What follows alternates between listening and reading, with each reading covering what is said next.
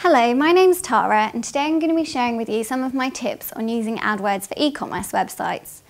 AdWords has got lots of functions which work really well with e-commerce sites, as well as a few which are designed specifically for them. This makes it a great platform to help your e-commerce business. I'm going to go over a few of the functions I like using and then give you a couple of tips on using each of those functions well.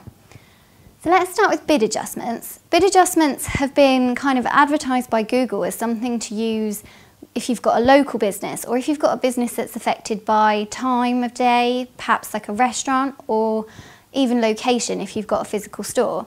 But actually bid adjustments work really well on e-commerce sites too. For example, you'll look in the data that you can find in the Dimensions tab and you'll see that actually there's probably quite a bit of a trend, and you can see certain locations will convert better than others. You can then look at adjusting your location bid adjustments to suit where you get the most conversions. So don't be afraid of using bid adjustments even though they're not typically for e-commerce sites, because they do work well with them. The same with bid adjustments, as I explained with locations, is true of time of day. So you'll definitely find a trend in certain times of day where people convert best, or when people are perhaps doing more research. And you can maybe capitalise by using your bid adjustments to make sure your ads are really prominent when people are more likely to convert. Dynamic remarketing is a fairly new functionality, and it allows AdWords to kind of step up in line with lots of other remarketing platforms. It basically allows AdWords to pull in the products which your users have looked at dynamically into ads and create them for you based on the cookies that are left on that user's PC. So to use them, you need the AdWords remarketing code, not the Google Analytics remarketing code, but you can use both on your site. And you also need to customize another piece of code which goes on every page of the site too. You might need a developer to do that for you if you're not too confident with code, but once that stage is out of the way, the creation of the ads and everything else is quite straightforward. So it's definitely something I'd recommend doing if you've got lots of products on your site, because remarketing is really good at generating low cost per conversions and also great for brand awareness. Product listing ads are another function specifically for e-commerce sites. If you've ever searched for something online and your search has got a kind of commercial intent behind it, for example, if you searched for prices of shoes, you might find that ads in the top right hand corner of the search results page are kind of like a grid of square images, and they then have a price below them and a little line of description. Those are product listing ads. To get them, you need to have a Google Merchant Center and you need to have a really well optimized product feed. So it means filling in every single row of detail that you can for every single field for that product in your Google Merchant Center. AdWords then pulls in data from Google Merchant Center and matches it to user search queries. So it's kind of a form of dynamic marketing, really. And because of this, you need to remember to use lots of negative keywords. Google can obviously, where they're trying to match your page content to someone's search query, you don't have as much control as when you bid on specific keywords. So use lots of negative keywords, also use product targets, and the most important thing is just have a really well optimized Google Merchant Center product feed.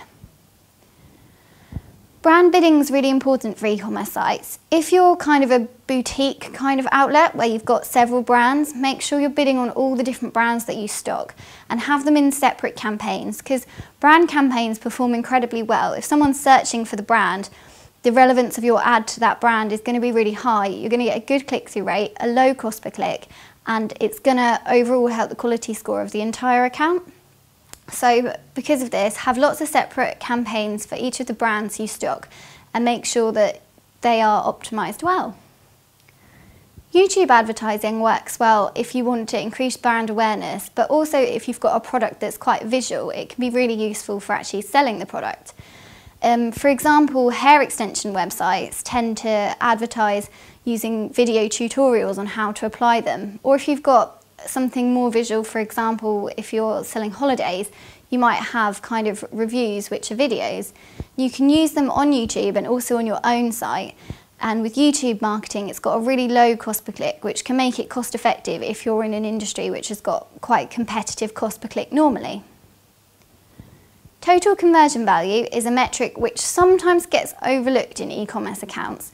Often we get caught up on kind of smaller metrics like cost per conversion or conversion rate, But actually, if something's got a really low cost per conversion, perhaps a good conversion rate, we might think it's being really successful. But if it's costing you as a total more than it's making you in your total conversion value, then it's obviously not cost effective to be bidding on that keyword. So look at keyword level, look at the total spend for a keyword over a selected time period, and look at the total conversion value, and just make sure that the conversion value justifies that spend.